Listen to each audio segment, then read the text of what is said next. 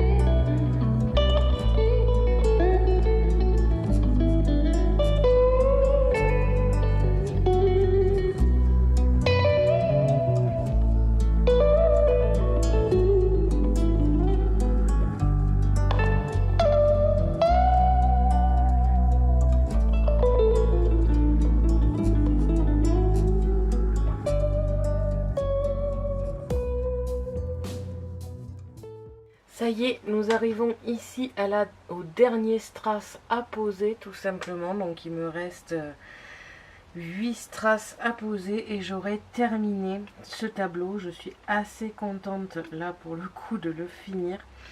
C'est très long à faire mais franchement c'est vraiment un résultat très sympathique.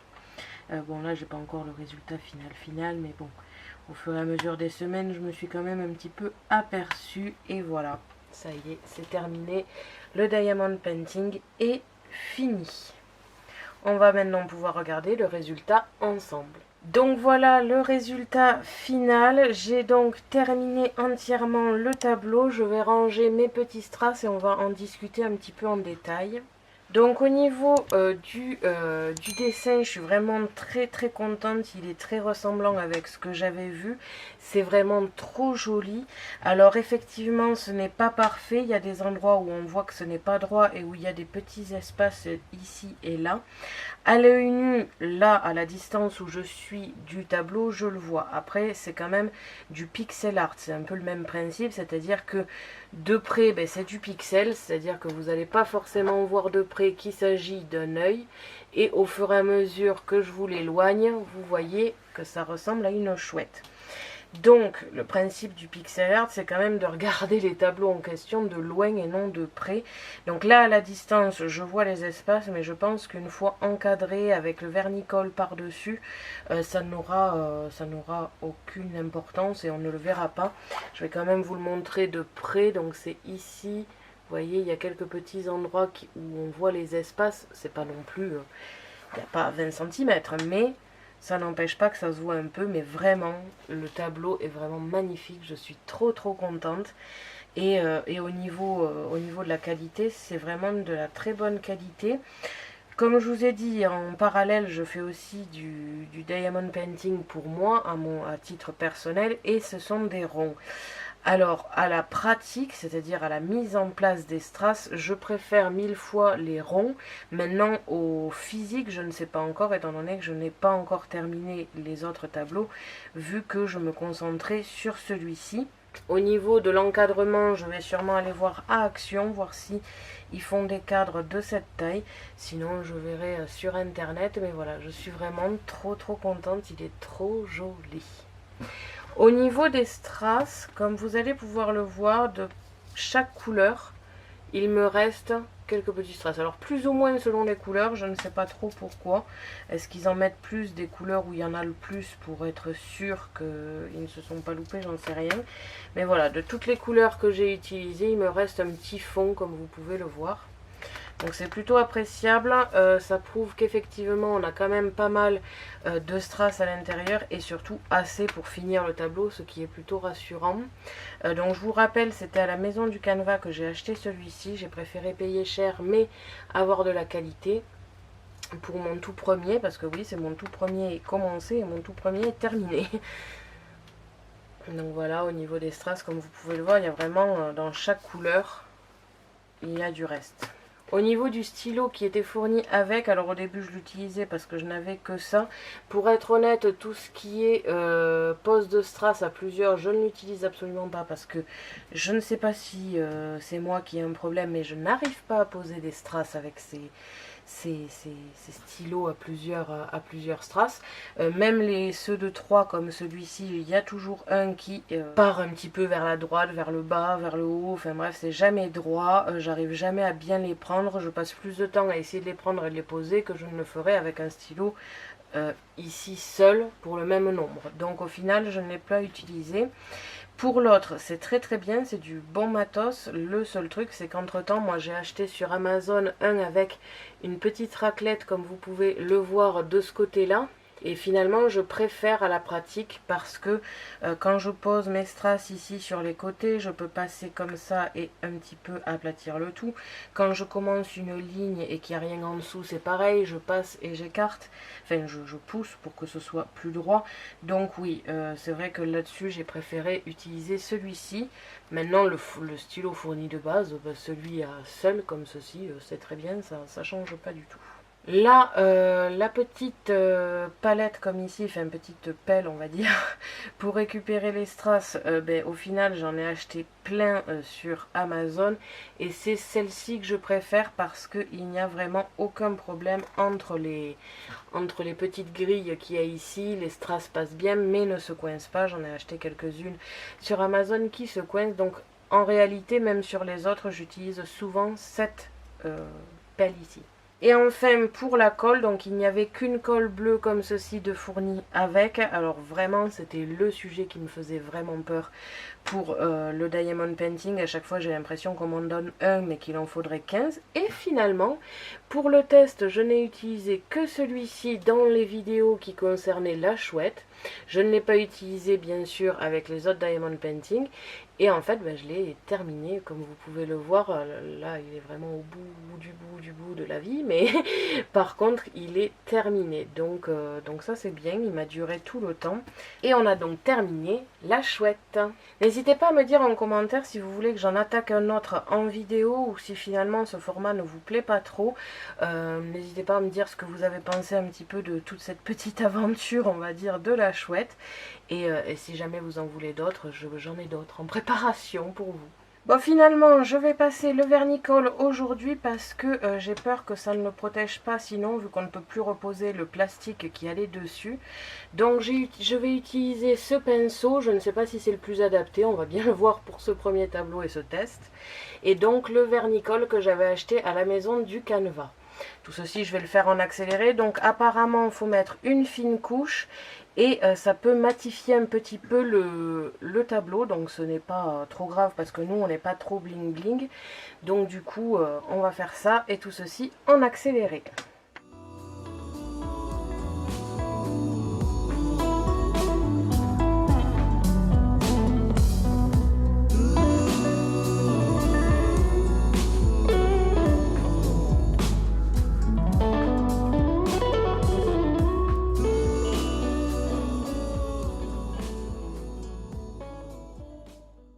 Donc voilà, j'ai passé le vernicole sur l'entièreté de mon tableau. Bon, alors là, pour le coup, c'est devenu un peu blanchâtre, comme vous pouvez le voir ici. Alors j'espère vraiment que ça va devenir transparent au fur et à mesure du temps. Parce que clairement, ça va m'énerver sinon. Mais voilà, donc ça, je pourrais vous le dire. De toute façon, là, on est le jeudi avant que je poste cette vidéo. D'ici demain, je devrais avoir des nouvelles et je vous le dirai sur le blog. Et on a terminé cette vidéo. Merci à tous d'avoir regardé ma vidéo. N'hésitez pas à me poser des questions ainsi qu'à me dire en commentaire si vous désirez un autre diamond painting. Je vous invite à me suivre sur mon blog ainsi que mes réseaux sociaux que vous pouvez retrouver dans la description de la vidéo. Et n'oubliez pas qu'il y a le lien du questionnaire pour mon projet dans la description aussi. À la prochaine pour de nouvelles créations.